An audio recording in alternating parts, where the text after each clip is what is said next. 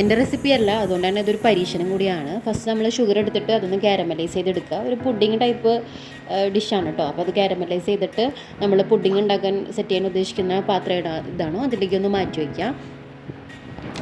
പിന്നെ നമ്മളൊരു മിക്സിയുടെ ജാർ എടുത്തിട്ട് അതിൽ ഒരു 6-7 പീസ് ബ്രെഡ് ചേർക്കുന്നുണ്ട്. ഇതിൽ പ്രത്യേകിച്ച് അളവും കണക്കൊന്നുമില്ല, ഞാൻ എൻ്റെ ഊഹം വെച്ച് ചെയ്തതാണ്. പിന്നെ 2-3 ഏലക്ക ചതച്ചത്, ആവശ്യത്തിനുള്ള പഞ്ചസാര, പിന്നെ കുറച്ച് വാനില എസൻസ് ഞാൻ ചേർക്കുന്നുണ്ട്, ആ മുട്ടയുടെ സ്മെല്ലൊന്നും ഇല്ലാണ്ടിരിക്കാനാണ്. പിന്നെ 2 മുട്ട പൊട്ടിച്ചത് ഒഴിക്കുന്നുണ്ട്.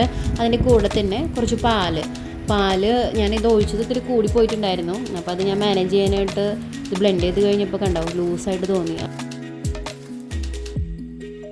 അപ്പോൾ 2-3 പീസ് ബ്രെഡ് കൂടെ ആഡ് ചെയ്ത് ഒന്നും കൂടെ ബ്ലെൻഡ് ചെയ്ത് എടുത്തിട്ടുണ്ട്. അപ്പോൾ കുറച്ചൊന്ന് തിക്കായിട്ട് തോന്നി. അപ്പോൾ ഞാൻ ആ പാത്രത്തിലേക്ക് പകർത്തിയിട്ട് ഞാൻ സ്റ്റീം ചെയ്യാൻ വെച്ചിട്ടുണ്ടായിരുന്നു. ഇഡ്ഡലി തട്ടിലാണ് ഞാൻ ഉണ്ടാക്കുന്നത്. അപ്പോൾ ആ പാത്രത്തിലേക്ക് ഞാൻ വെക്കുവാണേ.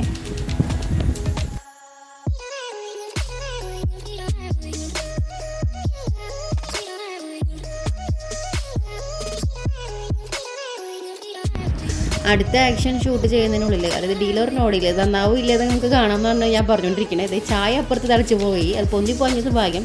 അപ്പോൾ ഫ്ലോപ്പാണോ നല്ലതാണെന്ന് കുറച്ച് ഞാൻ പറയാം. അതാണ് ഞാൻ ഇതിൽ പറയുന്നത് കേട്ടോ. അത് ഓടിയൊന്നും കിട്ടിയില്ല. അപ്പോൾ ഫസ്റ്റ് ഒരു പ്രാവശ്യം ഞാൻ ഇത് കണ്ടില്ലേ, ഇഡ്ഡലി ചെമ്പ് വെള്ളമൊക്കെ വറ്റി നല്ല കരിഞ്ഞ സ്മെല്ലൊന്നും നോക്കിയപ്പോൾ അധികം വെന്തിട്ടുണ്ടായിരുന്നില്ല. പിന്നെ ഞാൻ കുറച്ച് വെള്ളമൊക്കെ ഒഴിച്ച് വീണ്ടും വേവിക്കാൻ വെച്ചു കേട്ടോ.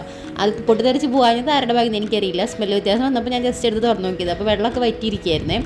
അത് കഴിഞ്ഞ് ഞാൻ വീണ്ടും ഒരു 10-15 മിനിറ്റ് കൂടെ വീണ്ടും വെച്ച് കഴിഞ്ഞപ്പോൾ ഈ ഒരു പരുവത്തിൽ കിട്ടിയിട്ടുണ്ട്. പിന്നെ കുറച്ച് നേരം തണുക്കാനൊക്കെ വെച്ച് കഴിഞ്ഞ് ഞാൻ അടർത്തി എടുത്തപ്പോൾ ആ കാരമലൊക്കെ അടിയിൽ നിന്ന് ഉരുകി പോകുന്നു കേട്ടോ. ചെറുതായിട്ട് ഈ ഒരു പാകത്തിലാണ് കിട്ടിയത്. അത്രയൊക്കെ പാകത്തിനായിരുന്നു. പിന്നെ കുറച്ച് ഹാർഡായിരുന്നു. പുഡിങ്ങിൻ്റെ അത്രയും അങ്ങോട്ട് സോഫ്റ്റ് അല്ല, നല്ല അത്യാവശ്യം സോഫ്റ്റ് ഒക്കെ ആയിരുന്നു. ഞാൻ ആ 2ാമത് ബ്രെഡ് ഇടേണ്ട കാര്യമില്ലായിരുന്നു. എന്നാലും ഓക്കെ ആയിരുന്നു, അടിപൊളിയായിരുന്നു.